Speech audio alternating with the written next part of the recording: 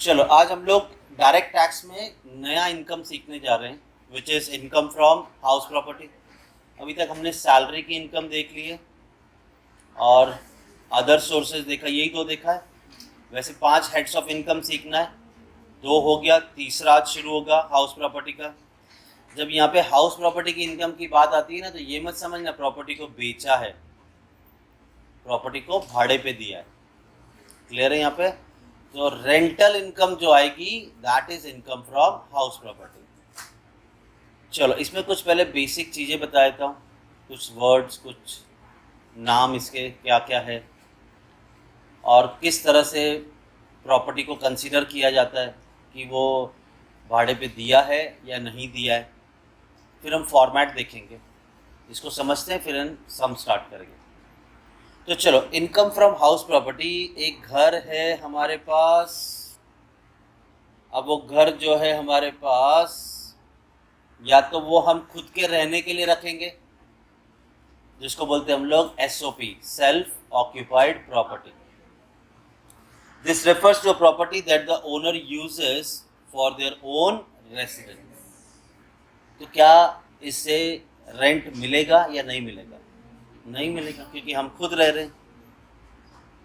Clear है? तो जब ये SOP है तो ऑब्वियसली बात है इस पर कोई इनकम नहीं होगी, तो इस पर कोई टैक्स नहीं होगा। नेक्स्ट आता है LOP, लेट आउट प्रॉपर्टी। मेरे पास 2 घर है मान लो, एक में मैं रहता हूँ और एक मैंने भाड़े पे दिया हुआ है, लेट आउट किया हुआ है, which becomes late out property. तो एक मेरी प्रॉपर्टी सेल्फ ऑक्यूपाइड है और एक मेरी प्रॉपर्टी लेट आउट है। Let out property refers to property that the owner has rented to someone else. और तीसरा आता है deem to be let out property, DLOP। मेरे पास एक से ज्यादा घर है, मान लो 2 ही घर है, एक में मैं रहता हूं और दूसरा मैंने ऐसे ही खरीद के रखा हुआ है, ये भाड़े पे नहीं दिया। ऐसा मान लो कि मेरे पास 2 घर है, मंडे टू फ्राइडे यहाँ रहता हूँ, सैटरडे संडे वहाँ रहता हूँ, तो मैंने रेंट पे दिया है क्या? नहीं। तो गवर्नमेंट बोलेगी हमें कैसे पता चलेगा आपने रेंट पे दिया है कि नहीं दिया है? तुम्हारे पास एक से ज़्यादा प्रॉपर्टी है, हम तो उसका भाई टैक्स लगाएंगे उस पर। तो गवर्नमेंट कहती है कैसे टैक्स लगा लोगे जब तुम्हें पता ही नहीं कितना भाड़ा है? तो गवर्नमेंट कहती है हमें पता है ना उस एरिया का जो है रेंट वो कितना है, हम उसके हिसाब से चार्ज मारेंगे आपको टैक्स। तो कहने का मतलब है अगर आपके पास एक से ज़्यादा प्रॉपर्टी है, एक में आप रहते हो, दूसरा आपने रेंट पे नहीं दिया है, तो उसे एज्यूम कर लिया जाएगा it is deem to be let out property. उसके ऊपर रेंट कैलकुलेट करो कितना होना चाहिए और टैक्स पे करो ईमानदारी से। समझ में आ गया 3 प्रॉपर्टी? तो यहाँ पे बोला if owner has more than 1 residential property, one of them can be treated as SOP, that is self occupied, and the rest are considered as DLOP। Rest word इसलिए बोला है कि भैया एक घर है मेरे पास, मैं रह रहा हूँ, 2 है, 3 है, 4 है, ये रेस्ट ऑफ द घर आपने अगर भाड़े पे नहीं दिया तो उसे एज्यूम करना होगा। सर कैसे एज्यूम करना होगा? तो कुछ नाम बताता हूँ, पहले वो समझ लो। जैसे है फेयर रेंटल वैल्यू, तो गवर्नमेंट के पास आपका रेंट कैलकुलेट करने के बहुत से तरीके हैं। फेयर रेंटल वैल्यू कहता है कि आपका प्रॉपर्टी जिस एरिया में है उस एरिया का क्या रेंट चल रहा है आजू बाजू वाले घर का।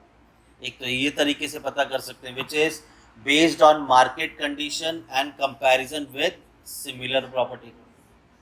मेरा 1 BHK का फ्लैट है तो गवर्नमेंट पता कर लेगी भाई उस एरिया में 1 BHK का फ्लैट क्या चल रहा है। दूसरा, म्युनिसिपल रेटेबल वैल्यू, आपकी जो म्यूनिसिपालिटी है दैट इज या नगर पालिका या लोकल बॉडी, म्यूनिसिपल कॉरपोरेशन, ये लोग भी डिसाइड करते हैं एक पर्टिकुलर एरिया का क्या रेंट होना चाहिए। नहीं तो मालूम पड़ा जो लैंडलॉर्ड है वो ज़्यादा भाड़ा चार्ज कर रहा है, तो ऐसा ना हो किसी के साथ। इस वजह से एक ये भी एक प्रॉपर्टी की कितनी रेंटल वैल्यू हो सकती है ये आइडेंटिफाई करते हैं। तीसरा, स्टैंडर्ड रेंट, ये आपका बाय लॉ डिसाइड होता है, कोर्ट डिसाइड करती है उस पर्टिकुलर एरिया में कितना रेंट होना चाहिए as per the rent control act under government या ट्रिब्यूनल, कोर्ट के द्वारा जो डिसाइड करते हैं रेंट। अब ये क्लियर? अब आपको ना पता चल गया ये 3 अलग अलग टाइप की वैल्यू, और चौथी ये होगी कि एक्चुअली में कितना भाड़ा ले रहे हैं, तो एक्चुअल रेंट हो गया। 4 चीज़ें, इन चारों को कंपेयर करना है और आपको बताना है कि कितनी वैल्यू पे टैक्स लगा जाएगा। क्लियर है यहाँ पे? आप कितना भी भाड़ा लो, एरिया का जो रेंट चल रहा है उस प्रॉपर्टी का वो 20,000 चल रहा है, बट मैं अपने फ्रेंड को सिर्फ 15,000 दे रहा हूँ, 15,000 भाड़े पे। तो भाई गवर्नमेंट कहती हमें नहीं पता, तुम कम ले रहे हो, जो एरिया का रेंट चल रहा है अगर वो ज़्यादा निकला तो उसके ऊपर टैक्स भरना पड़ेगा। ये समझा कि नहीं समझा? नहीं बस ज़्यादा चार्ज कर रहा हूँ, 20,000 रेंट है, मैं 30,000, तो गवर्नमेंट बोल रही ठीक है 30 लेना, जो ज़्यादा होगा हम उस पर टैक्स लेंगे, एरिया का भाड़ा या तुम जो ले रहे हो उसका भाड़ा। क्लियर है यहाँ पे? तो चलो अब आपको ये बेसिक पता चल गया क्या क्या नाम है। आप कंपैरिजन कैसे करेंगे तो पहले वो समझेंगे। तो ये है आपका एक फॉर्मेट, इस तरह से बनेगा। मैं ये लेता हूँ, बहुत ज़्यादा बड़ा दिख रहा है वो ना। तो यहाँ पे लिखा है computation of income from house property. Fair rental value क्या बोला था मैंने, क्या है ये? एरिया का जो उस प्रॉपर्टी का रेंट होना चाहिए। और म्युनिसिपल रेटेबल वैल्यू, जो आपकी म्युनिसिपल कॉर्पोरेशन ने रेंट फिक्स किया है, इन दोनों को कंपेयर करो। अगर ये 1 लाख है एरिया में जो भाड़ा चल रहा है और म्युनिसिपल कॉर्पोरेशन कह रही है कि 90,000 होना चाहिए रेंट उसका, तो इन दोनों में से हायर वैल्यू कौन सी है? तो वो नीचे कैरी कर लो। समझ में आ रहा है? स्टैंडर्ड रेंट ये कोर्ट डिसाइड करती है। कोर्ट बोलती है भाई यहाँ का तो भाड़ा 1,10,000 होना चाहिए था, तो लोअर कौन सा इन दोनों में से? 1,00,000, तो वो नीचे कैरी हो जाएगा। जैसे तो लोअर को क्या नाम दिया दूसरा? Notional rent. माना गया इतना रेंट होना चाहिए, लेकिन एक्चुअली में तो मैं ले रहा हूँ 1,20,000 रेंट ले रहा हूँ साल भर का। तो मैंने पहले कंपैरिजन कर लिया, क्या वैल्यू आ रही थी? 1,00,000, बट एक्चुअली में मैंने क्या लिया है? रेंट लिया है 1,20,000। तो इन दोनों में से जो हायर होगी वो हो जाएगा मेरा ग्रॉस एनुअल वैल्यू। खत्म हो गया, काम खत्म, डन।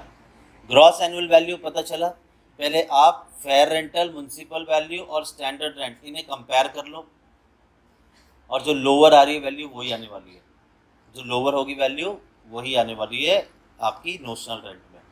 क्लियर है? हाँ भाई, अब मैंने पता कर लिया कितना रेंट होना चाहिए था, अब एक्चुअली में कितना लिया है, इन दोनों को कंपेयर करो, जो बड़ी वैल्यू है that will become your gross annual value. Done. अब दूसरी बात आती है म्युनिसिपल टैक्स। भाई प्रॉपर्टी का म्युनिसिपल टैक्स भी तो भरते हो आप, तो म्युनिसिपल टैक्स पे कितना किया, चलो माइनस कर लो। म्युनिसिपल टैक्स पेड बाय, लेकिन कौन पे किया होना चाहिए? वो मेरा फ्लैट है जो मैंने भाड़े पे दिया, मैं ओनर, और जिसको भाड़े पे दिया वो कौन? Rental, रेंटर, ER, I am the रेंटर, मैं रेंट पे दे रहा हूँ। वो कौन है? वो टेनेंट है। वो कौन है? टेनेंट। क्लियर है यहाँ पे? तो सामने वाला हो गया टेनेंट, मैं हो गया ओनर। अब ये वर्ड जरा ध्यान देना कि वो जो म्युनिसिपल टैक्स भरा है वो मैं पे किया होना चाहिए। क्वेश्चन बोलेगा अरे वो तो टेनेंट ने पे किया है, कंसीडर नहीं होगा, ओनर पे करेगा तभी कंसीडर होगा।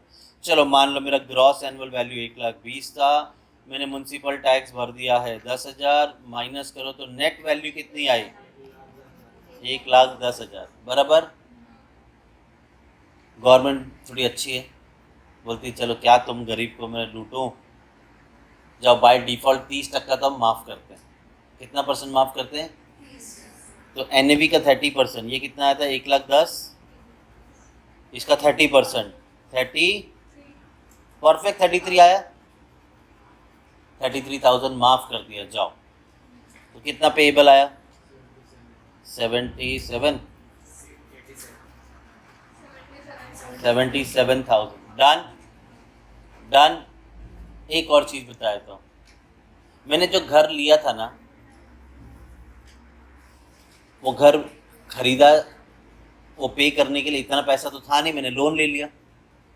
अब मैं हर महीने मतलब साल भर का मैं लोन का EMI भर रहा हूँ। EMI आएगी मालूम है ना? मैं 55,000 EMI भर रहा हूँ। गवर्नमेंट को बोलता हूँ क्या गवर्नमेंट लूट रहे हो, हमारे को 30% माफ़ किए, बाकी के ऊपर तो टैक्स लग रहा है, मैं तो बैंक को इंटरेस्ट भी दे रहा हूँ। तो बैंक बोलती है कि तेरी EMI कितनी है? मैंने बोला 55। मैं बोला भाई इसमें, बोलता है इसमें प्रिंसिपल कितना है? मेरा प्रिंसिपल जो मेरा मुद्दल जो मैंने लोन लिया वो कितना जा रहा है? मैं बोला वो 40,000, एग्जाम्पल दे रहा हूँ, क्योंकि आपका इंटरेस्ट और EMI चेंज होता है हर महीने। तो EMI सेम रहेगा, इंटरेस्ट और प्रिंसिपल चेंज होता रहता है। पहले वो लोग इंटरेस्ट लेते ज़्यादातर बैंक वाले, आपकी प्रिंसिपल छोटी अमाउंट होती है, बाद में उल्टा होते जाता है। छोड़ दो, इतना ध्यान नहीं देना है। आपको क्या याद रखना है? इंटरेस्ट। मैं बोला इंटरेस्ट है 15,000, इस तरह से मैं EMI भर रहा हूँ, ठीक है। हमें फोकस करना है किस पे? तो गवर्नमेंट कहती है जाओ वो इंटरेस्ट जो आप भर रहे हो वो भी माफ़ कर देंगे। क्लियर है यहाँ पे? अब जो आएगा इस पे तो भर दे टैक्स, मतलब हाँ इस पे भर दूंगा मैं टैक्स। समझा कि नहीं समझा? चलो अब ये फॉर्मेट याद होना चाहिए। Fair rental value, municipal rateable value, इन दोनों में से जो हायर होगी वो वैल्यू लेंगे, बराबर। फिर स्टैंडर्ड रेंट जो दिया रहेगा, ये सब क्वेश्चन में दिया होगा, उससे कंपेयर करेंगे। जो लोअर वैल्यू होगी वो मेरा नोशनल रेंट। फिर एक्चुअली में कितना रेंट लिया है वो एडजस्ट, दोनों में कंपैरिजन करेंगे। जो बड़ी वाली वैल्यू होगी वो will become my GAV। Municipal tax अगर ओनर ने पे किया है तो माइनस करके नेट वैल्यू ढूंढो। बाय डिफॉल्ट स्टैंडर्ड डिडक्शन है 30% ऑफ NAV, उतना माफ़ हो जाएगा। और जो आप इंटरेस्ट भर रहे हो वो माफ़ हो जाएगा। टोटल आ जाएगा income from house property. Done. SOP रहेगा तो कोई टेंशन ही नहीं है। SOP रहेगा तो GAV नील, NAV नील। अरे SOP मैं खुद रहता हूँ, कहाँ का भाड़ा, काय का भाड़ा, क्यों भरूँ भाड़ा, बराबर है ना। तो चलो भाई इसका NAV नील। लेकिन मैंने ये घर भी खरीदने के लिए जो जिसमें मैं रह रहा हूँ वो भी लोन लिया है, तो उसका इंटरेस्ट तो भर रहा हूँगा ना। मैं बोला गवर्नमेंट को बोला कि भैया आप लेट आउट प्रॉपर्टी भी तो माइनस कर रहे हो, तो जो इंटरेस्ट भरा है तो ये मुझे भी दो माफ़ करने वो। तो बोलते ले तू भी ले ले, SOP है ना, तुझे भी माफ़।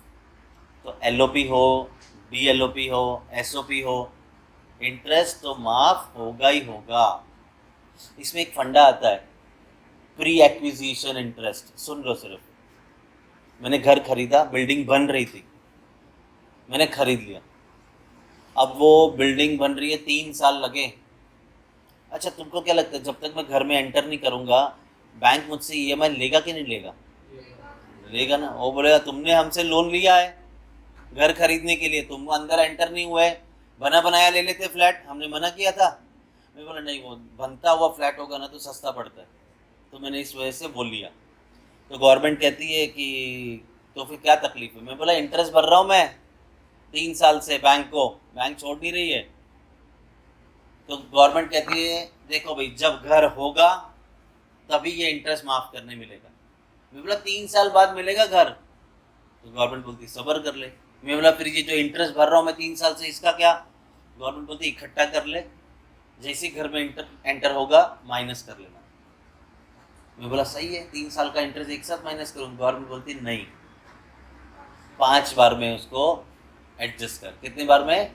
5 बार। मैं बोला मेरा 3 साल का इंटरेस्ट ही 5 लाख रुपया था, बोलते हैं अगले 5 साल 1 लाख माइनस कर। मैं बोला ठीक है, माफ़ करने तो दे रहे हैं इंटरेस्ट, तो ठीक है, थोड़ा थोड़ा सही।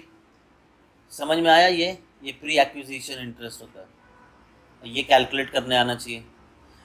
चलो ये भी देखेंगे, मैंने बता दिया बस क्या होता है। क्लियर है यहाँ पे? अच्छा इसमें और एक ध्यान देने वाली चीज़ है, जो एक्चुअल रेंट मैंने क्या कहा था, लोअर आ रहा है ये 1 लाख, एक्चुअली में रेंट मुझे मिला है 90,000 मान लो, तो GAV क्या आएगा? 90 की 1 लाख 90, मैंने अभी बोला था विच एवर इज हायर, मैंने बोला विच एवर इज। पागल है गवर्नमेंट, बोलेगा तू सस्ते में दे रहा घर, मैं क्यों बर्बाद हूँ?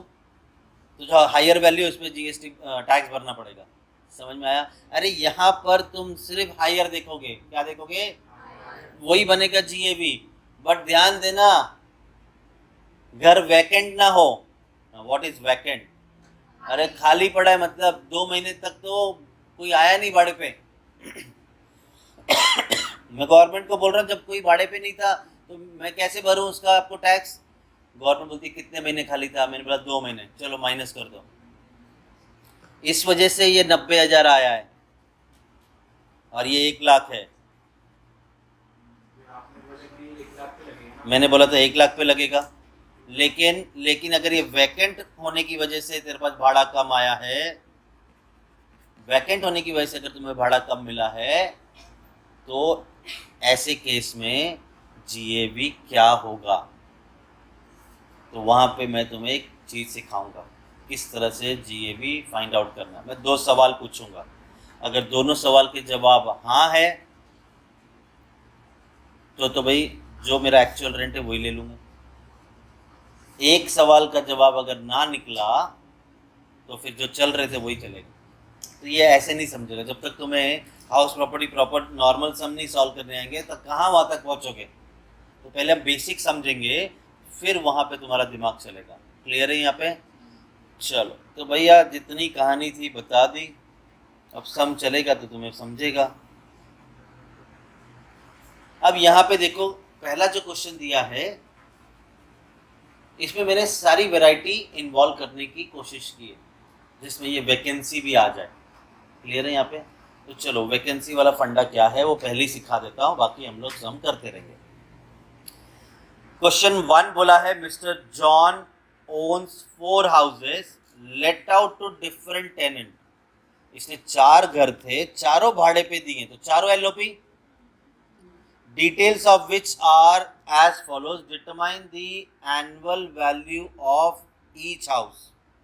ठीक है भैया, हम फाइंड आउट करके देते हैं एनुअल वैल्यू कितनी। चारों घर का म्युनिसिपल वैल्यूएशन दे दिया है, फेयर रेंट दे दिया है, स्टैंडर्ड रेंट दे दिया है, एक्चुअल रेंट भी दे दिया है, कितने महीने भाड़े पे था और कितने महीने घर खाली था दे दिया। तो पहले हम लोग को पहले 2 घर में तो कोई टेंशन नहीं है, जैसे मैंने सिखाया वही सॉल्व करेंगे। बाकी के 2 घर वैकेंट है तो वो तुमने सीखना है आज। ठीक है, चलो तो सबसे पहले क्या करते हैं, हम ये जो वैल्यूज दी है वो वैल्यूज हम लोग फिल कर देते हैं हमारे सॉल्यूशन में। फॉर्मेट समझा है? फॉर्मेट याद रहना बहुत ज़रूरी है। तो चलो सबसे पहले म्युनिसिपल वैल्यूएशन दे दिया, चारों घर का 90,000 है। मैं गया सॉल्यूशन में, दिस इज आवर सॉल्यूशन 1। सबका चारों प्रॉपर्टी का 90,000 है फेयर रेंटल वैल्यू। उसके बाद है, ये हो गया, उसके बाद फेयर रेंट है, पहले घर का 140, आखिरी घर का 140, बीच में दोनों घरों का 110 है। तो चलो 1,40,000, 1,00,000, सो सॉरी ऊपर नीचे लिख दिया ना।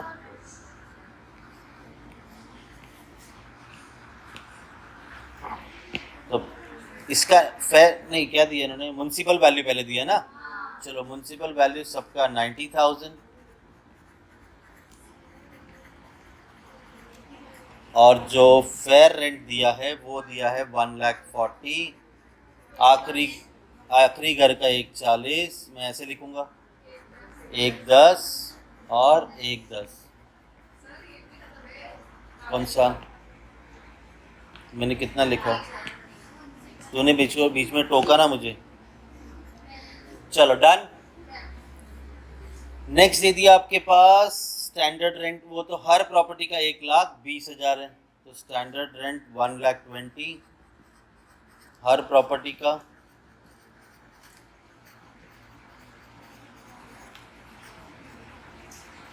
नेक्स्ट है आपके पास एक्चुअल रेंट, कितना है एक्चुअल रेंट वो बोला है। तो भैया जितने मंथ भाड़े पे दिया है उतने मंथ का ही कैलकुलेट करूंगा।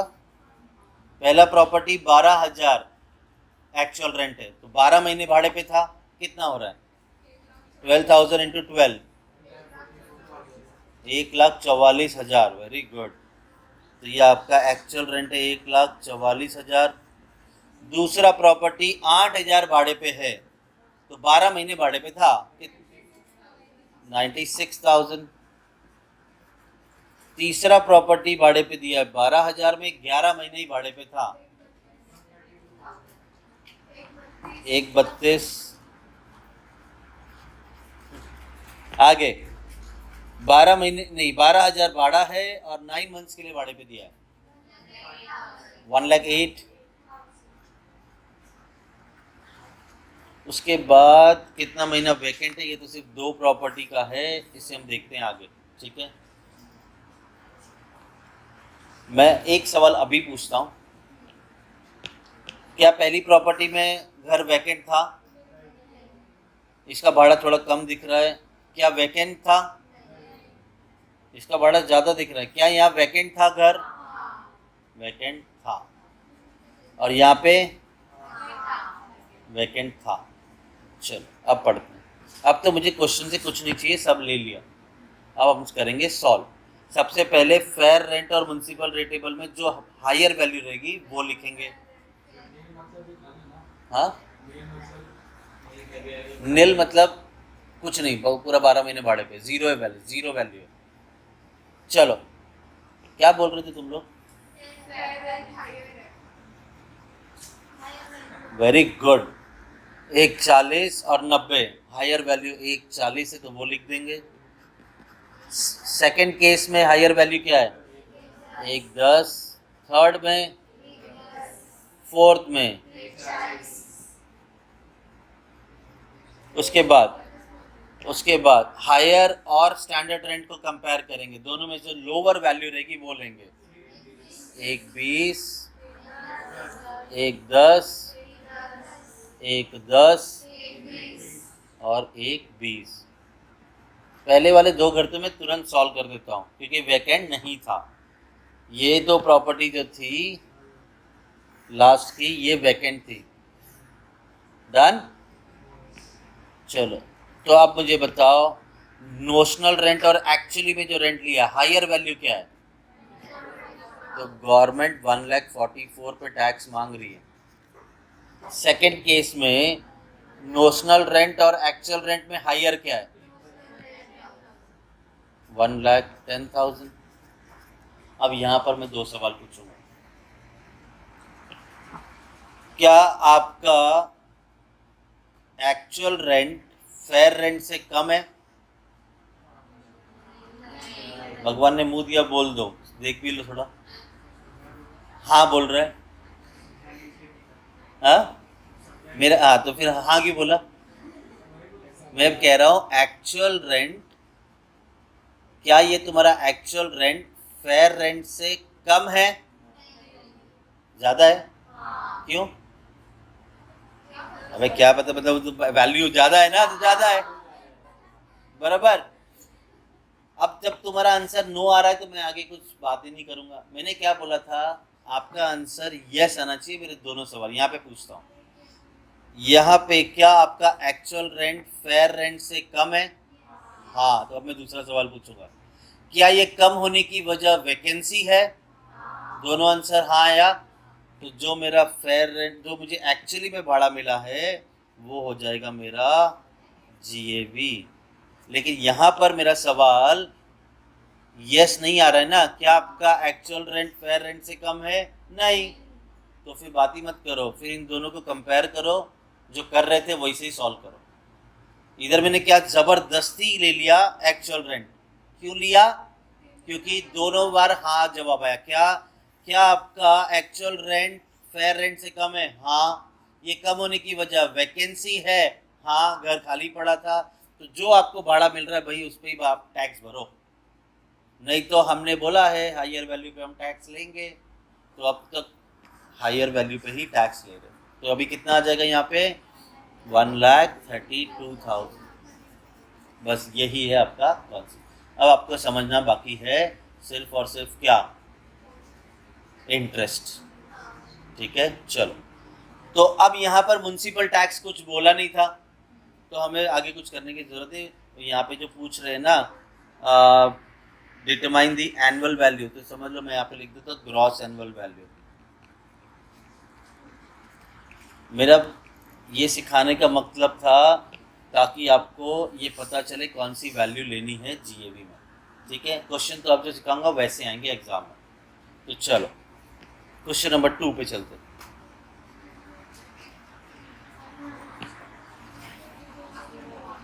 शुरू करें। Ajay Devgan has a residential property, detail of which are given below. Municipal valuation दे दिया है, रेंट रिसीवेबल जो मुझे मिलना चाहिए, रेंट रिसीव हो या रिसीवेबल हो दोनों काउंट होंगे। तो ये रेंट रिसीवेबल 10,000 पर मंथ दिया है, तो जितने मंथ भाड़े पे दिया होगा उससे मल्टीप्लाई कर देंगे। फिर आपको बोला है the following expenses were paid by Ajay Devgan municipal taxes. हाँ, कौन पे कर रहा है? ओनर ना, तो म्युनिसिपल टैक्सेस लेंगे हम। उसके बाद कलेक्शन चार्जेस, ऐसा कुछ हमारे फॉर्मेट में है ही नहीं। इंश्योरेंस, ऐसा भी कुछ हमारे फॉर्मेट में नहीं है, तो ये कंसीडर नहीं होगा। फिर बोला है the house remain vacant for, हाँ, तो कितना महीना भाड़े पे था? 11 में। कौन बोला 1 मंथ? 11 महीने भाड़े पे था, 12 महीने होते साल में, 1 महीना वैकेंट था, तो 12 महीने का भाड़ा बताओ कितना? 12 महीने का 12, तो एक्चुअली में आपको रेंट मिल रहा है 1,20,000। आगे, compute his income from house property for the assessment year 24-25। चलो ठीक है, सबसे पहले क्या दिया है आपको? म्युनिसिपल वैल्यूएशन, तो हमने जाके लिख दिया म्युनिसिपल वैल्यूएशन 1,15,000। डन। नेक्स्ट, फिर आपको दिया रेंट, मतलब ये एक्चुअल रेंट है, 12 महीने नहीं 11 महीने का कैलकुलेट करेंगे, तो एक्चुअल रेंट में लिखेंगे 10,000 इंटू 11 मंथ, तो ये आ गया 1,10,000। डन। उसके बाद म्युनिसिपल टैक्सेस पे किया 10,000, तो ठीक है, municipal tax paid by owner is 10,000। आगे, ये दोनों तो आएंगे नहीं, कलेक्शन और इंश्योरेंस। 1 महीना वैकेंट था, वो हमने कंसीडर कर लिया, हो गया काम खत्म। क्या आपको फेयर रेंटल वैल्यू दिया था? तो हायर क्या आएगा? 1,15,000 ही तो आएगा। क्या आपके पास स्टैंडर्ड रेंट दिया था? नहीं, तो लोअर क्या रहेगा? 1,15,000। जब वैकेंट हो तो सवाल पूछना है सर। अब मैं देखो, एक्चुअल रेंट क्या फेयर रेंट से कम है? अरे सर फेयर रेंट तो दिया नहीं, तो फिर म्युनिसिपल वैल्यूएशन का से कंपेयर कर लो, कोई तो वैल्यू से कंपेयर करेंगे। क्या आपका एक्चुअल रेंट फेयर रेंट से कम है? क्या ये वैकेंसी की वजह से कम है? हाँ है, तो जो आपका एक्चुअल रेंट है वही आपका जीएवी। समझा? चलो भाई ठीक है, तो अब हम क्या करेंगे, एक्चुअल ग्रॉस एनुअल वैल्यू में से म्युनिसिपल टैक्स माइनस करेंगे, तो मिल जाएगा नेट एनुअल वैल्यू 1,00,000। 30% तो गवर्नमेंट खुद ही माफ कर रही है, तो 1,00,000 का 30% 30,000। इंटरेस्ट करके कुछ नहीं बोला, तो ये आउटर में आ गया आपका 30,000। तो 1,00,000 में से 30,000 माफ कर रहे हैं, तो 70,000 के ऊपर टैक्स भरना होगा। डन। चलो आगे बढ़ते हैं सॉल्यूशन 3 पे।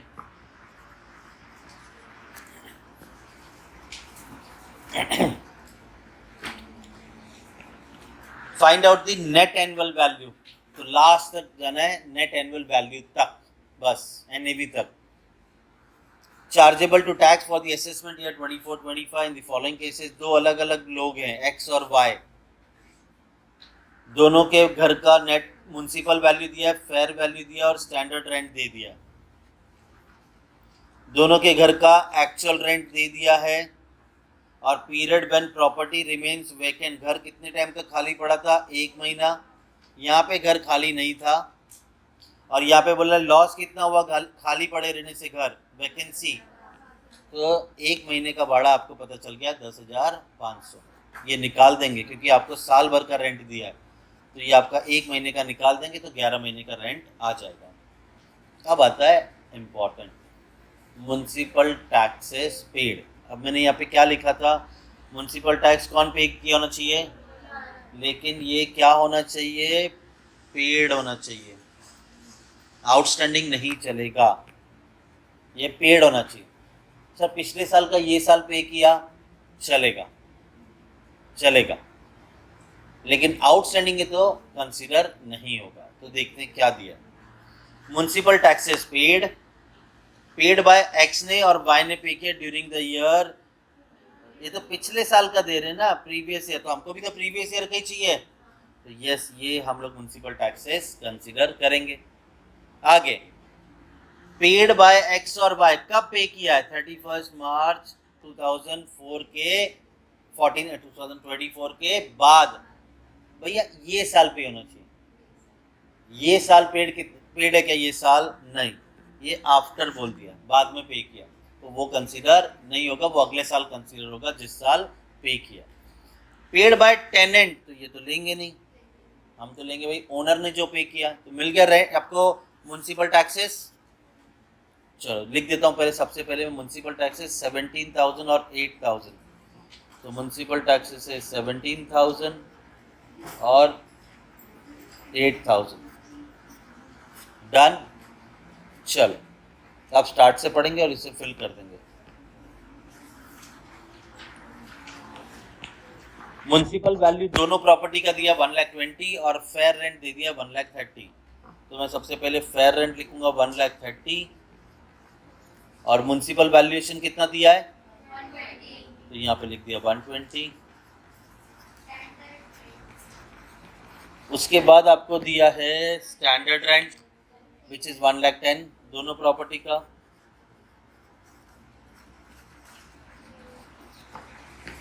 नेक्स्ट आपको दे दिया एक्चुअल रेंट, तो भैया इसमें से तो माइनस होगा एक महीने का, 1,26,000 में से 10,500 माइनस 1,26,000 में से 10,500 माइनस करेंगे तो कितना आया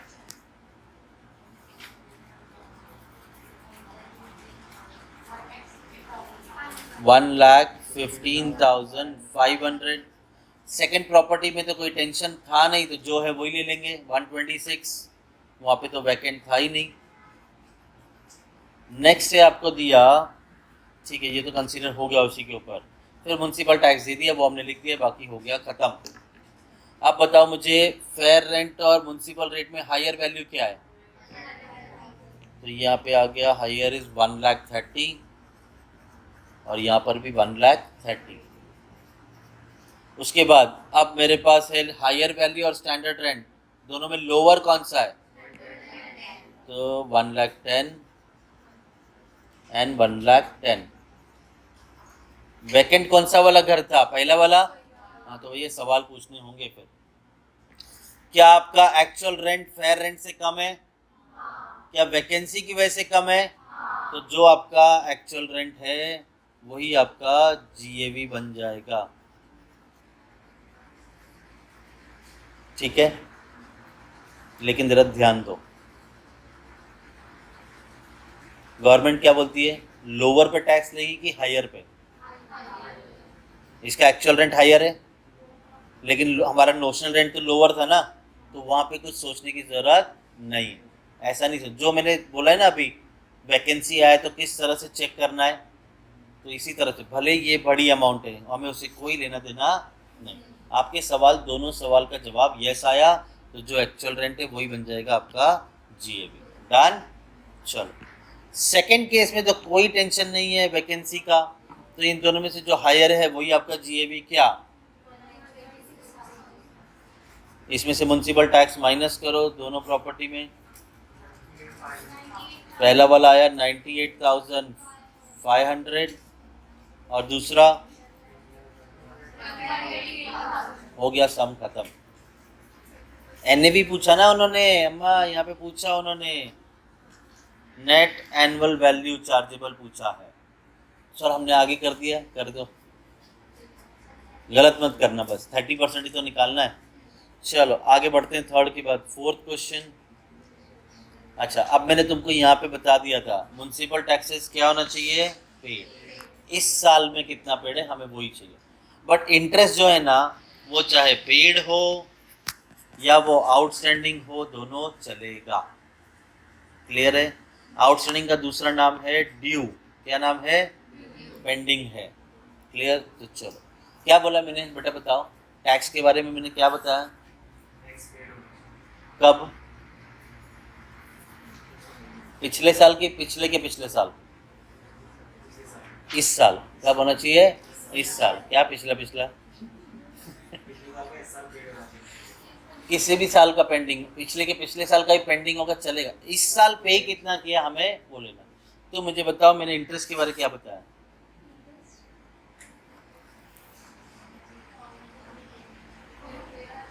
से सुनने में मजा आया था ना?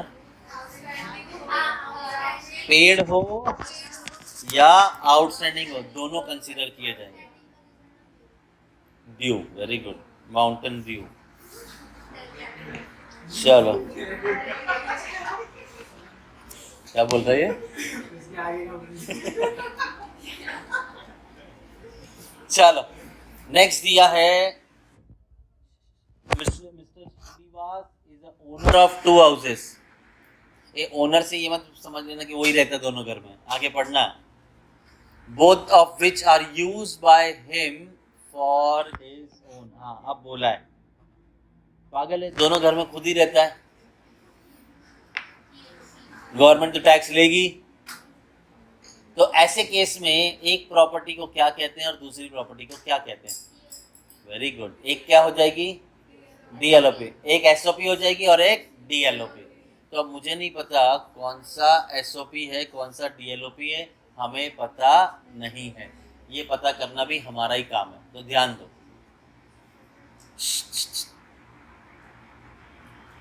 रेसिपीज बाद में, चलो ध्यान दो। चलो मैं एक ऐसा मान लेता हूँ कि मैंने एक घर मेरा यहाँ पे और एक साउथ बॉम्बे में। गवर्नमेंट पता क्या बोलती है? बताओ गवर्नमेंट कौन सी प्रॉपर्टी को एसओपी बोलेगी और कौन सी प्रॉपर्टी को डीएलओपी? देखो एसओपी जिसको बोला जाएगा ना उस पर टैक्स नहीं लगेगा, और डीएलओपी जिसको बोला जाएगा उस पर टैक्स लगेगा। नहीं सुन लो पहले, अच्छा लग रहा है, नया नाम सुन रहा है तो बोल दो। तुम्हें क्यों लग रहा है साउथ बॉम्बे? वहाँ पे रेंट ज़्यादा होगा, तो गवर्नमेंट बोलेगी उसे आप क्या कंसीडर करो? डीएलओपी, क्योंकि उसमें भाड़ा टैक्स ज़्यादा, भाड़ा ज़्यादा, तो ऐसा नहीं करेगी गवर्नमेंट, लूटेगी नहीं। गवर्नमेंट बोलती जाओ तुम्हारी मर्जी, तुम डिसाइड करो, हम नहीं डिसाइड करेंगे कौन सा एसओपी। हम तो वो प्रॉपर्टी को एसओपी बनाना चाहेंगे जो महंगी वाली है, क्योंकि वहाँ पे भाड़ा ज़्यादा काउंट होगा, और वो कहीं भाड़े पे काउंट हो गई प्रॉपर्टी तो टैक्स ज़्यादा भरना पड़ेगा। तो तुम अब सोच के बताओ, अगर हमारे ऊपर छोड़ा है कौन सा एसओपी कौन सा डीएलओपी, तो तुम कौन सी प्रॉपर्टी को एसओपी बोलोगे? लेकिन तुम रहते यहाँ पे हो तो भी उसी को बोलोगे क्यों? हाँ, गवर्नमेंट ने हमें बोला है ना, तुम डिसाइड करो कौन सा एसओपी है और कौन सा डीएलओपी है, ये तुम ही डिसाइड करो। तो अब हम डिसाइड करेंगे कौन सा एसओपी। पहले तो मुझे ये पता करना पड़ेगा ज़्यादा भाड़ा कहाँ पे। पूरे गांव को समझ गया है और तुम अभी ख्वाबों में ही हो। जिस प्रॉपर्टी का भाड़ा ज़्यादा निकलेगा, मतलब भाड़ा ज़्यादा निकलेगा मतलब जिसका जीएवी ज़्यादा होगा, उसे मैं एसओपी बोल दूंगा। क्लियर है यहाँ पे? क्योंकि वहाँ पे मैं नहीं चाहता कि उसका टैक्स ज़्यादा भरूँ मैं। तो जो जीएवी कम होगा, हाँ ठीक है ले लो उसके ऊपर टैक्स, कोई दिक्कत नहीं, समझा? चलो चलो इसके बाद 2 प्रॉपर्टी, दोनों का फेयर रेंट एक एक करके लिखेंगे। फेयर रेंट है 15 और 20। अभी इधर ही डिसाइड मत कर लो, आपको जीएवी तक पहुंचना है पहले। चलो फेयर रेंट आ रहा है 15 और 20।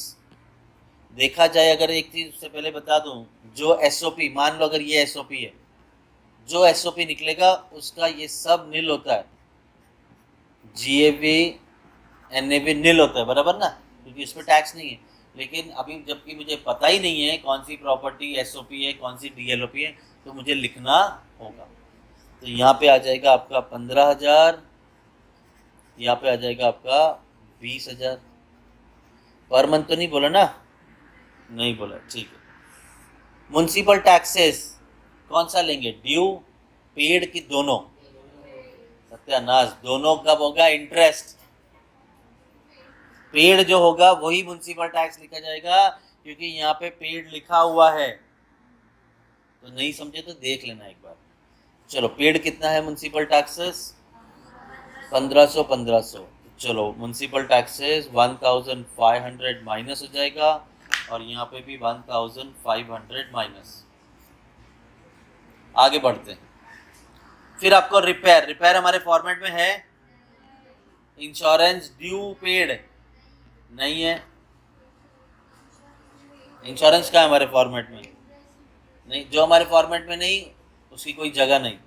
आगे, interest on borrowed fund for construction of property, मैंने घर बनाने के लिए लोन लिया हुआ है। हाँ, घर बनाओ या घर खरीदो, दोनों का लोन का एक ही बात है वो, तो उसके ऊपर इंटरेस्ट हमें कंसिडर करना है। तो यस, हमने कंस्ट्रक्शन के लिए लिया है 6,000 और 2,000, इसकी भी लिमिट है। हाँ, इसकी भी एक लिमिट है, कितना तक इंटरेस्ट माइनस होगा तो बताऊंगा आगे। चलो सबर, चलो कंस्ट्रक्शन ऑफ प्रॉपर्टी के लिए आपने जो इंटरेस्ट लिया, इंटरेस्ट भरा है वो 6 और 2 है, तो लास्ट में यहाँ पे 6,000 2,000 माइनस हो जाएगा। नेक्स्ट आपके पास दिया है ग्राउंड रेंट, ये तो हमारे फॉर्मेट में ही नहीं है। बोला है compute the income from house property Srinivas. अब देखो, पहले तो मुझे ढूंढना है इन दोनों में एसओपी एलओपी कौन, डीएलओपी कौन है। क्या आपके पास म्युनिसिपल रेटेबल वैल्यू दिया है, तो हायर क्या होगा, और ये 20। क्या आपके पास स्टैंडर्ड रेंट दिया है, तो लोअर क्या होगा 15 और 20। एक्चुअल रेंट भी नहीं दिया है, ऑब्वियस ही बात है, दोनों भाड़े पे दिया ही नहीं, तो एक्चुअल रेंट कहाँ से आएगा। तो बताओ कौन सी वैल्यू बड़ी आने वाली है, ऐसे हाथ से मत बताओ, मुंह से बताओ। हाउस 2, तो ऑब्वियसली जिसका भाड़ा ज़्यादा मैं उसे कंसीडर करूँगा एसओपी, जिसका कम उसे बोलूँगा डीएलओपी। ले लो टैक्स इस पे, क्योंकि ये प्रॉपर्टी तो हो गई नील। हाँ, इस पे लेना टैक्स, ले लो। कितना आ रहा हमारा जीएवी 15,000, 15,000 में से 1,500 माइनस किया तो 13,500 बराबर। अब 13,500 का 30% तो माफ हो जाएगा, 13,500 का 30%, जल्दी बोलो 4050 बराबर। तो ठीक है, 13,500 में से 4050 और 6,000 दोनों माइनस करो, 3450। पूरा ध्यान से सुनना एंड तक। यहाँ पे आपको डीएलओपी का भाड़ा जो रेंट टैक्स पेएबल अमाउंट आ गई है 3450, मतलब कि ग्रॉस अमाउंट, इतनी इनकम आपकी काउंट हुई है हाउस प्रॉपर्टी से, इस पे टैक्स लगेगा 3450 पे, जो भी टैक्स रेट हो। ठीक है, अब सेकंड केस में प्रॉपर्टी जो सेकंड है एसओपी, इसका तो जीएबी एनएबी नील हो गया, लेकिन इंटरेस्ट का बेनिफिट तो लेना बाकी है ना 2,000, तो ले पा रहे हैं क्या, कुछ भी तो नहीं है यहाँ पे माइनस करने के लिए। तो 0 - 2,000 कितना आएगा, -2,000।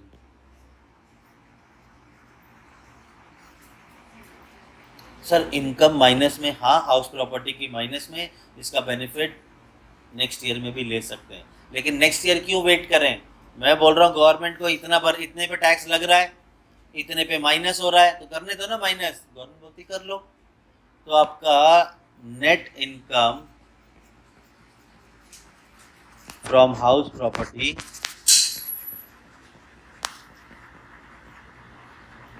इज इक्वल्स टू 3450, इस पे टैक्स भरना था और 2,000 का बेनिफिट लेना था, तो मुझे टैक्स भरना है सिर्फ 1450 पे। This is my income from house property. समझा क्या नहीं समझा। चलो पुडिल स्टेशन 4 हो गया 5। क्या हुआ बेटा, चाय पियोगे, मन नहीं लग रहा है।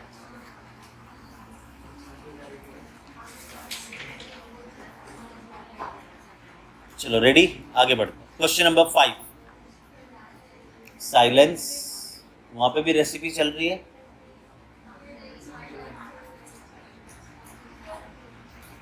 क्वेश्चन 5 बोला है mister Rajinikanth has the residential property details of which are given below. मेरा रीड करके हो जाएगा, मैं तुमसे ये पूछने वाला हूँ कि ये लेट आउट प्रॉपर्टी है कि एसओपी है। ठीक है, वो भी टेंशन में क्या पूछने जा रहे हैं। तुम्हें सिर्फ ये बताना है लेट आउट प्रॉपर्टी है कि एसओपी है। आगे बढ़ते हैं क्योंकि यहाँ तक तो कुछ बोला नहीं है। म्युनिसिपल वैल्यूएशन दे दिया है, फेयर रेंट पर मंथ दिया है तो 12 महीने का कैलकुलेट करेंगे, स्टैंडर्ड रेंट पर मंथ दिया है तो 12 महीने का कैलकुलेट कर देंगे। Municipal taxes paid at the rate 20% of municipal valuation amount देनी है, कैलकुलेट करनी है। 20% किसका? म्युनिसिपल वैल्यूएशन का। डन। आगे, interest on loan for purchase of this house, आपने इंटरेस्ट भरा है 20,000, हाँ बेनिफिट ले लो, बेनिफिट ले लो। आपको रेंट रिसीवेबल है पर मंथ 10,000, ये एक्चुअल रेंट हो गया। रेंट रिसीव्ड हो या रेंट रिसीवेबल हो, बात एक ही, हम दोनों कंसीडर करेंगे। The house property was vacated by the tenant on the last day of the October 2023। It could then be let out only from 1st January 24 at the rate 14,000 per month. मजेदार। आगे, compute his income from house property for the assessment year। तो मुझे ये बता दो बस, वो सब छोड़ो, बेचारे ने बहुत अंडरलाइन कर दिया है, तो मुझे ये बता ये एसओपी है कि एलओपी है? एसओपी है क्योंकि हम खुद रह रहे हैं उसके अंदर और वैकेट भी कर दिया था। हाँ क्या बोल रहे हैं ना? चलो मैं एक और तरीका बताता हूँ तुम्हें कैसे पता करना है एलओपी का, ऐसा कंफ्यूजन हो सकता है किसी को भी, तुम लोग को भी आ सकता है ऐसा कंफ्यूजन, बट सीधा सीधा देखने वाली बात थी, वहाँ पर टेनेंट तो बोल ही रहे थे, ठीक है वो तो छोड़ दो। अगर आपके क्वेश्चन में रेंट रिसीव या रिसीवेबल आ गया, रेंट रिसीव या रिसीवेबल आ गया तो वो एलओपी है, समझा? पिछले सम में रेंट रिसीव रेंट रिसीवेबल कहीं नहीं था क्योंकि ये both of which are use by him, खुद यूज कर रहा था घर, तो ऑब्वियसली बात है उस क्वेश्चन में रेंट रिसीव या रिसीवेबल नहीं होगा। डन। बहुत खुश हो गई हो? क्या बता रही हो? चलो, तो इस तरह से आप पता कर सकते हो एलओपी, ठीक है। आगे, ठीक है, तो शुरू करते हैं सम। बस रेंट रिसीव जो हुआ है वो ध्यान से कैलकुलेट करना चाहिए, तो अभी कैलकुलेट कर लेते हैं। पहले रेंट रिसीव, पहली बात तो पर मंथ कितना मिल रहा है? 10,000, और वो कब तक भाड़े पे था?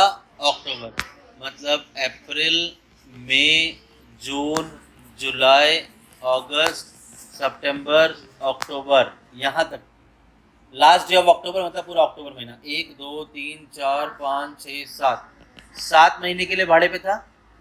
आपको रेंट कितना मिल रहा था? 10,000 पर मंथ इंटू 7 मंथ, 70। हाँ, ये कौन इतना जोर से बोलता है, समझ में नहीं आ रही है। हाँ ठीक है, चलो आगे। फिर उसके बाद ये प्रॉपर्टी हमने वापस से भाड़े पे दी जनवरी से, और हमने चार्ज किया रेंट 14,000। तो जनवरी, फरवरी, मार्च, 3 महीना भाड़े पे रहेगा। और कितना, ये कितने मंथ्स हो गए आपके? 3 मंथ्स। यहाँ पे आपको रेंट मिल रहा है 14,000 इंटू 3 मंथ्स, कितना हो गया? तो आपको एक्चुअली में कितना रेंट मिला है? 1,12,000 हो गया, खत्म, ठीक है। तो चलो ठीक है, अब एक्चुअल रेंट जब लिखना होगा तो 1,12,000 लिखेंगे। तो will start municipal valuation 1 lakh, तो हमने जाके लिख दिया म्युनिसिपल वैल्यूएशन। उसके बाद दिया है आपके पास फेयर रेंट 15,000 पर मंथ है, तो 15,000 इंटू 12 मंथ्स, कितना? 1,80,000। नेक्स्ट है 9,600 पर मंथ स्टैंडर्ड रेंट है, तो स्टैंडर्ड रेंट में 9,600 इंटू 12 मंथ्स 15,200। नेक्स्ट आपके पास दे दिया है म्युनिसिपल टैक्सेस 20% कैलकुलेट करना म्युनिसिपल वैल्यूएशन का। तो हमारा म्युनिसिपल वैल्यूएशन है 1 लाख, तो भाई म्युनिसिपल टैक्सेस कैलकुलेट करेंगे 1 लाख का 20% विच इज 20,000। नेक्स्ट आपके पास दिया है इंटरेस्ट, तो इंटरेस्ट का बेनिफिट लेंगे 20,000, तो लास्ट में आपका 20,000 का बेनिफिट आपको मिल जाएगा।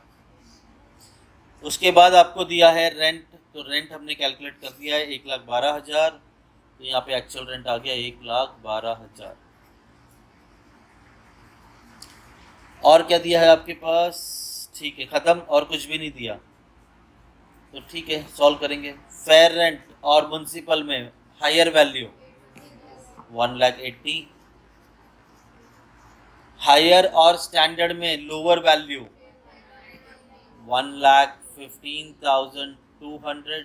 क्या घर खाली था? तो 2 सवाल पूछने होंगे। एक्चुअल रेंट फेयर रेंट से कम है, क्या ये वैकेंसी की वजह से कम है? तो जो एक्चुअली में मिला है उसी पे टैक्स भरो, बराबर। इसमें से आप म्युनिसिपल टैक्सेस 20,000 माइनस कर दो, तो नेट एनुअल वैल्यू कितना? 92,000। इसका 30% माफ हो जाएगा, 92,000 का 30% 27,600।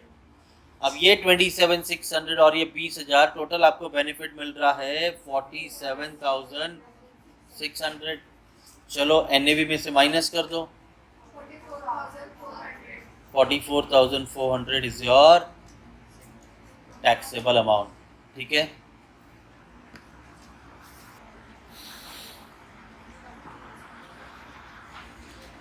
चलो will start with next question, question number 6।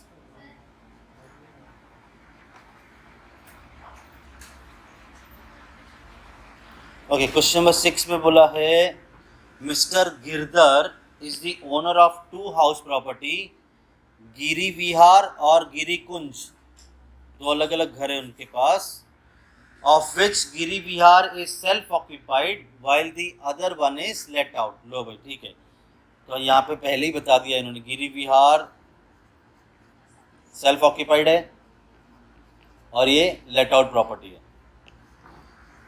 Particulars of these properties are as follows. Actual rent receive obviously SOP में तो आएगा नहीं क्योंकि भाड़े पे दिया ही नहीं है। लेट आउट प्रॉपर्टी पे आपको रेंट कितना मिल रहा है वो बता दिया 36,000।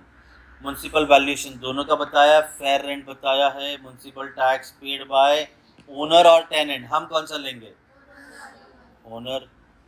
Interest on loan for construction 7,000 और 5,500।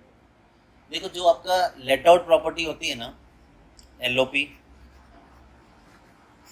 इसमें कितना भी इंटरेस्ट पे करो, नो लिमिट, जितना आपने इंटरेस्ट पे किया है पूरा डिडक्शन मिलेगा। लेकिन जो सेल्फ ऑक्यूपाइड प्रॉपर्टी होती है इसकी लिमिट है 2 लाख। बस ये याद रख लो, छोटा सा चीज़। मैं प्री एक्विजिशन इसके बाद लास्ट में समझाने वाला हूँ पूरा, तो वहाँ पे आप फोकस करना, ठीक है। वहाँ पर भी जो प्री एक्विजिशन इंटरेस्ट होगा उसकी भी लिमिट 2 लाख के इंटरेस्ट ही है, इससे ज़्यादा नहीं। तो जब वो क्लियर समझाऊंगा तब आपको क्लियर समझेगा क्या है वो। चलो ठीक है ठीक है। Determine the income from house property of mister Girdhar, तो यहाँ पे पहला वाला प्रॉपर्टी जो है वो एसओपी है और दूसरा वाला एलओपी है। तो जो भाई गिरी विहार का जो भी डिटेल दिया होगा मुझे उससे कोई लेना देना नहीं। क्यों? क्योंकि इसका जीएवी नील होगा, एनएवी नील होगा, बस वो जो इंटरेस्ट का डिडक्शन है वो हम माइनस प्लस कर देंगे लास्ट में, ठीक है। अब ये पहले गिरी विहार, दूसरा गुरु, गुरु लिख दिए, गुरी, ठीक है। आगे बढ़ते हैं। Actual rent receive is 36,000 LOP में, तो यहाँ पे लिख दिया 36,000। नेक्स्ट आपको दे दिया है म्युनिसिपल वैल्यूएशन, पहले वाले का मुझे कुछ नहीं चाहिए। Second 40,000 municipal valuation, so sorry 36,000 actual rent है। नेक्स्ट आपके पास दे दिया है फेयर रेंट, सेकंड प्रॉपर्टी का तो कुछ नहीं दिया, तो कुछ नहीं लेंगे वहाँ पे। फिर आपको municipal taxes paid by owner, वो भी मुझे एलओपी का चाहिए, तो एलओपी का है 4,000। एसओपी में लिख के भी क्या करेंगे, माइनस करके, नीली तो आने वाला है एनएवी। आगे फिर आपको दे दिया इंटरेस्ट, हाँ दोनों का इंटरेस्ट का बेनिफिट मिलेगा, पहले का 7,000, दूसरा 5,500। डन। नेक्स्ट है आपके पास कुछ भी नहीं, तो चलो अब ये तो आ गया डिडक्शन, ये तो मिलेगा नहीं, ये तो पहले वाला तो सीधा सीधा नेगेटिव आ गया, बेनिफिट लेना है, ये अगले साल अगले साल अगले साल 8 साल तक बेनिफिट ले सकते हैं। अब यहाँ पर देखते हैं क्या आ रहा है। तो सबसे पहले तो फेयर रेंट दिया ही नहीं है, तो आपका higher value is 40,000। Standard rent दिया नहीं है, तो लोअर वैल्यू भी 40 हुई। अब यहाँ पे तो वैकेंसी का कुछ था नहीं, तो which ever greater is GAV, तो ग्रेटर क्या है, इसमें से 4,000 माइनस किया तो NAV कितना आ गया 36 का 30% तो बेनिफिट मिलेगा। 36,000 इंटू 30% कितना, चलो 36,000 में से 10,800 माइनस करो और 5,500 भी माइनस करो,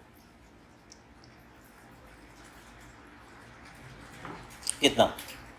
कॉन्फिडेंस नहीं है क्या, बोल नहीं देगी, चॉकलेट खा रही हो, हाँ एग्जैक्ट 19,700। इसके ये हो गई आपकी टैक्सेबल अमाउंट और 7,000 हो गया आपका बेनिफिट लेना है अगले साल। अगले साल के लिए अभी बेनिफिट ले लेते हैं, LOP में से SOP का बेनिफिट ले सकते हैं। तो आपका net income from house property is 19,700 minus 7,000, 12,700 आपका taxable income from house property हुआ। डन। चलो आगे बढ़ते हैं, 7th क्वेश्चन लास्ट है ये।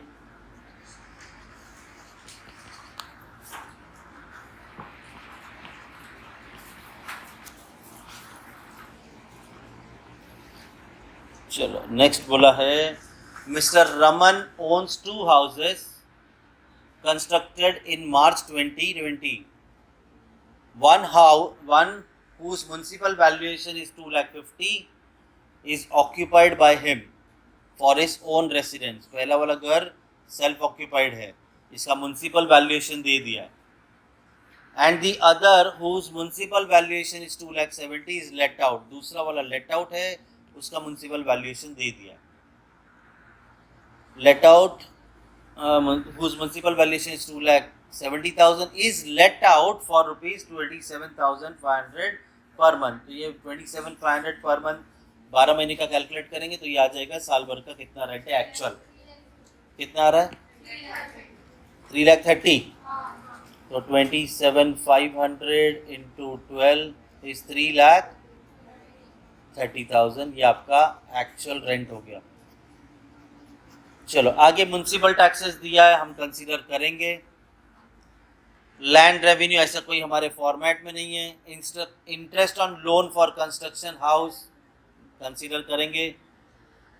उसके बाद फायर प्रीमियम फॉर्मेट में नहीं है, रेंट नहीं है। Interest on mortgage loan taken for, हमें कौन सा लोन लेना है, जो हाउस प्रॉपर्टी खरीदने के लिए लिया है।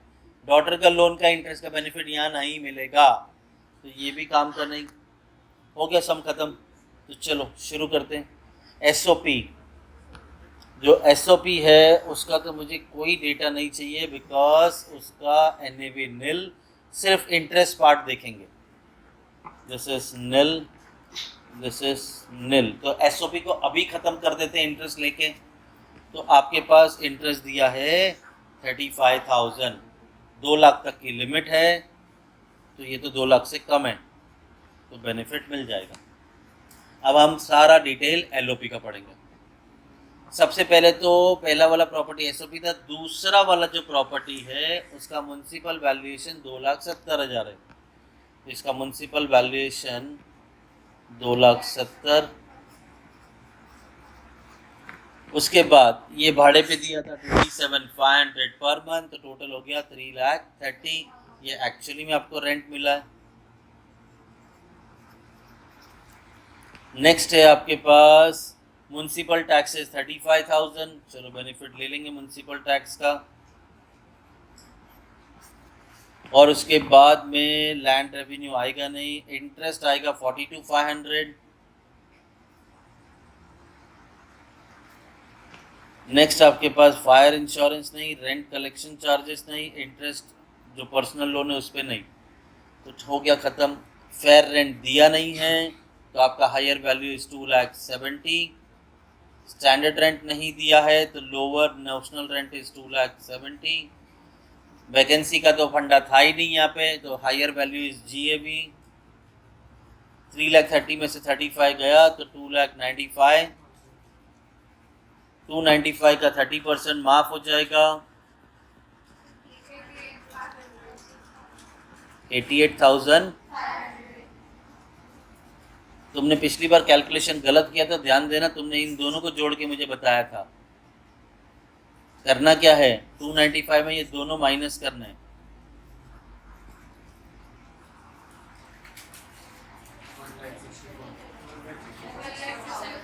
164, हाँ, और ये नेगेटिव आ जाएगा 35,000।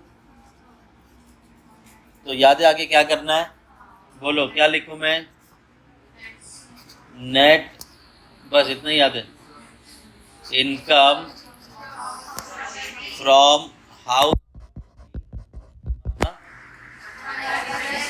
1,64,000। हाँ चिल्लाते बैठो, हाँ 1,20,000, ये हो गई मेरी taxable income from house property. अब मैं तुम्हें पूरा सिनेरियो समझाता हूँ फ्री एक्विजिशन इंटरेस्ट का, तो ध्यान से सुनना, एक कहानी है।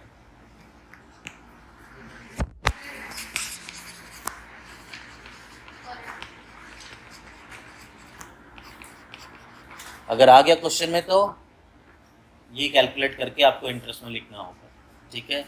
बट प्री एक्विजिशन इंटरेस्ट तो तब कैलकुलेट किया जाएगा जब आपको 4 इंफॉर्मेशन क्वेश्चन में दी होगी। पहला, date of loan taken, B amount of loan taken, तीसरा रेट ऑफ इंटरेस्ट,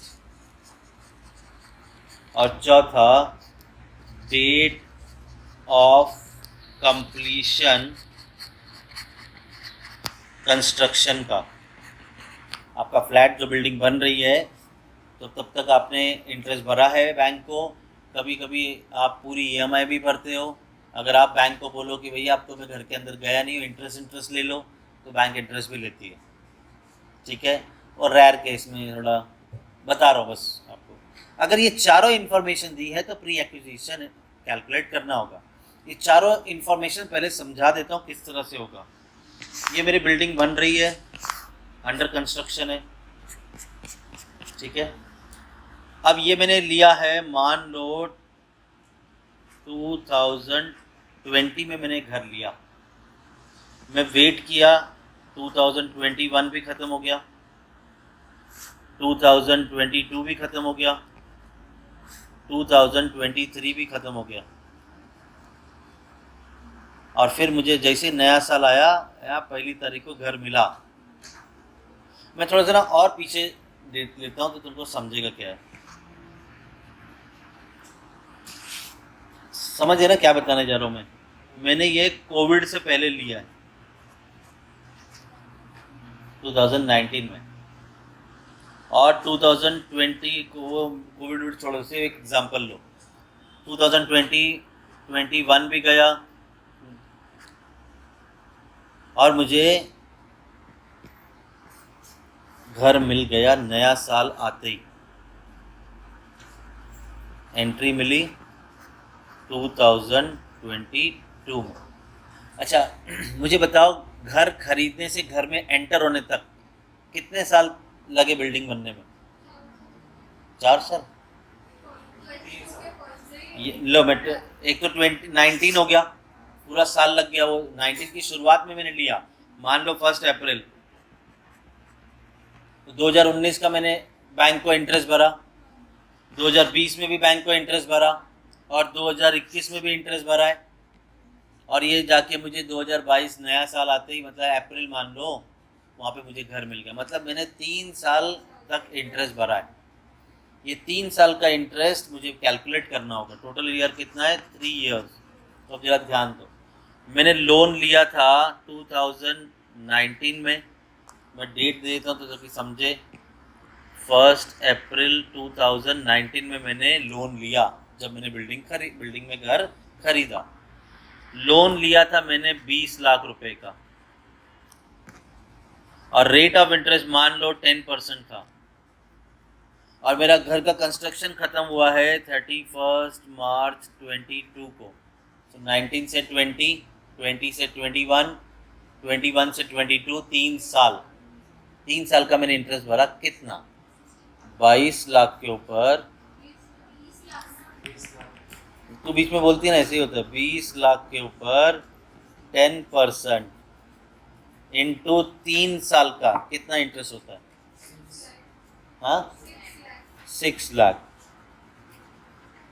गवर्नमेंट बोलती जैसे ही घर में एंटर करेगा, तेरा ये इंटरेस्ट जो तूने पहले से प्री एक्विजिशन, इसको क्या बोलते हैं? Pre acquisition. एक्विजिशन मतलब परचेज इंटरेस्ट। घर में एंटर होने से पहले जो आपने इंटरेस्ट भरा है, इसका बेनिफिट एक साथ नहीं लेने देंगे ये लोग। 5 साल में बेनिफिट ले सकते हो। तो ठीक है, तो 5 साल में इसका बेनिफिट लिया जाएगा, इसे डिवाइड बाय 5 करो। तो मेरा इंटरेस्ट बता कितना भरने आया? इंटरेस्ट इज इक्वल्स टू 2023-24, ये मेरा प्रीवियस ईयर है ना, वो तो मैंने बेनिफिट लेना ही लेना है, प्लस प्री एक्विजिशन। कितना था प्री एक्विजिशन? तुमने किया कैलकुलेट, ये कैसे कि ये तो आपको मिल गया 20 लाख का 10%, ये तो प्रीवियस ईयर का, ये तो 2 लाख है बराबर। और ये जो प्री एक्विजिशन था ये कैसे मिला? 6 लाख आपने 3 साल तक भरा है, उसे 5 बार में आप बेनिफिट लोगे तो कितना आ रहा है? 1,20,000। तो मेरा इंटरेस्ट माफ हो रहा है 3,20,000। ये पूरा बेनिफिट मिलेगा अगर ये LOP होगा तो। अगर SOP रहेगा तो 2 लाख तक का ही बेनिफिट मिलेगा बस। मतलब अगर ये वाली प्रॉपर्टी है तो मैं यहाँ पे मैक्सिमम कितना इंटरेस्ट लिखूंगा? 2 लाख। और अगर LOP है तो मैं पूरा 3,20,000 का बेनिफिट ले सकता हूँ। समझा? ये है हमारा प्री एक्विजिशन इंटरेस्ट।